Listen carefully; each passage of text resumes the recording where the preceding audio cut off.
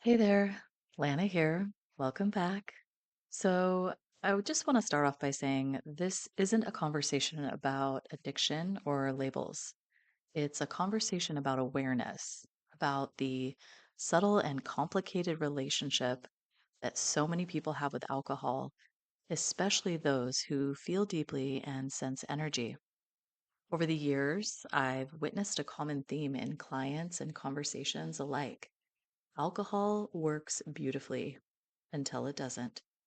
There's a narrow window, maybe one or two drinks in, where it softens the edges. People feel more open, more confident, more of themselves. And then, somewhere beyond that window, it flips. The thing that felt like freedom becomes distortion. That distortion might look like projection, inwardly or outwardly. It might look like regret or reactivity, but the pattern is strikingly consistent. Alcohol seems to open a portal and a trap door at the same time. When you tune in to the energetic frequency of alcohol, it's chaotic. It carries centuries of emotional residue. It's got celebration and sorrow, rebellion and regret. It's got laughter and pain. Every toast, every fight, every tear spilled under its influence becomes part of its collective field. That means that when someone drinks, they're not just taking in a liquid, they're interfacing with a consciousness that holds both liberation and fragmentation. Earth based alcohols like beer or wine still carry some of the Earth's intelligence, but through industrial distillation, something changes. The process strips away the grounding element of the plant, leaving potency without balance. And in that amplified separation, distortion finds an entry point. It's not that alcohol itself is evil, but it's an energetic portal that can easily be hijacked, especially when it's used to bypass or suppress emotion. For many empathic or anxious individuals, alcohol becomes a kind of hall pass. It offers a quick trip to a less self conscious version of self, one that's more relaxed and more fun and way more socially fluid. And it's not that people are trying to numb out, although often we are, but more often we're trying to tune in to a version of ourselves that feels freer. But that same thing that opens the doorway also erodes energetic boundaries. And without boundaries, the nervous system leaks. So alcohol ends up having two primary settings: internal projection, where you turn energy inward into self blame, shame, or sadness. That usually happens the day after. Or external projection, which is turning energy outward into anger, judgment, or defensiveness. You know what I'm talking about if you've ever been around somebody who's been drinking and is in a mood. In either direction, the authentic self, the one people are reaching for, becomes harder to access.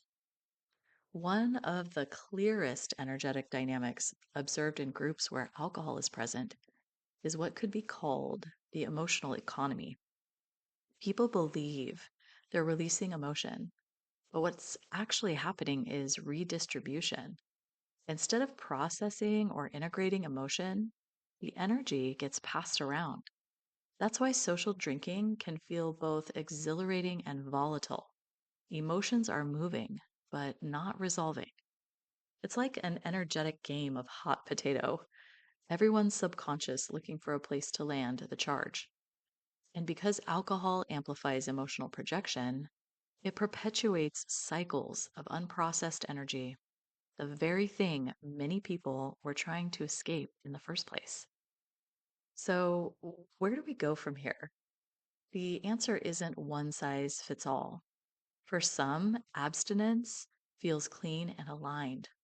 For others, the work is about renegotiation, shifting the role alcohol plays in their lives. What if alcohol was treated like the most sacred dessert, something intentional, rare, and never used as a substitute for emotional alchemy? If someone chooses to drink, it can be done consciously. Bless the drink, set an intention, Stay aware of when the energy begins to shift. And most importantly, close the circuit when finished. And when the impulse arises to drink, that can become a moment of inquiry rather than just habit. What am I hoping this will give me that I don't believe I can access sober? That question often reveals the deeper need for things like connection, ease, confidence, fun. And those states are accessible through presence, not projection. So here's three alternatives to drinking. First, recreate the ritual. Ritual itself is regulating. The nervous system doesn't crave alcohol, it craves signals of safety and pleasure. Create those consciously with tea, cacao, or beautiful non alcoholic drinks. Second, move the energy. The body can do what alcohol mimics through dance, breath, sound, or nature. Movement clears what consumption distorts. And third, connect intentionally with people, with nature, with the self. Connection, not consumption, is what the system truly craves. So, to sum this all up, alcohol isn't inherently wrong, but it's rarely neutral. Its highest expression is intentional, minimal, and ceremonial. Its shadow thrives in the unconscious, in the bypass, in the places where we seek freedom from ourselves instead of through ourselves. And maybe that's the real invitation now, to remember that the version of you you're trying to access after a drink is already here, waiting beneath the noise. The portal was never in the glass, it's in your presence. See you next time.